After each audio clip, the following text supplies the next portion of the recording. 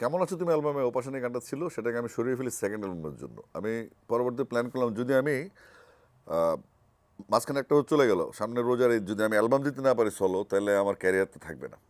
তখন রাজেশদাকে বললাম, রাজেশদা আপনি আসেন বাসায় একদিন, আসার সময় কিছু নিয়ে এসেন। তো উনি আসলেন। আমার ছোট ছেলে তখন মাত্র হলো 2 বছর বয়স তার। আমার তখন লক্ষ্মীপুর হাউস নামে মগবাজার একটা বাসে ভাড়া নিলাম। তখন রাজেশদা আসলেন, আচ্ছা উনি সরাসরি গিটার খুলে বসলেন, আমার ডিভানে বসে আমরা দুজন বসলাম। রুদ্র আমার ছোটো ছেলে ছিল। তো উনি গান বানালেন, একটা শোনালেন আমাকে, নিজের লেখা। রাজা তখন ফ্রাস্ট্রেশন, রাজাদারও টাকা পয়সা নেই, উনিও অবস্থা খারাপ, কাজ নেই। তখন গাইলাম, যেতে চাইলে কাউকে ধরে রাখা যায় না, মন ছুটলে তাকে আর ফেরানো যায় না,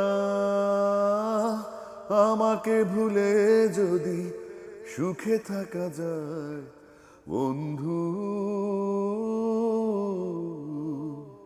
তোমাকে জানাই বিদায়। রাজদা গানটা শোনালেন, আরেকটা গান শোনালেন, প্রিয় তোমারে বুকেতে বিষের জ্বালা দিয়ে।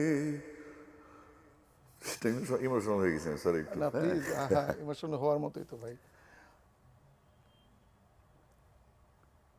জমানো ভালোবাসা নিয়ে কোথায় হারিয়ে গেছো। রাজধানী শোনান গানটা আমার, উনি চলে গেলেন। আমার ছোট ছেলে বন্ধু করতেছো, আমি ভাবলাম ন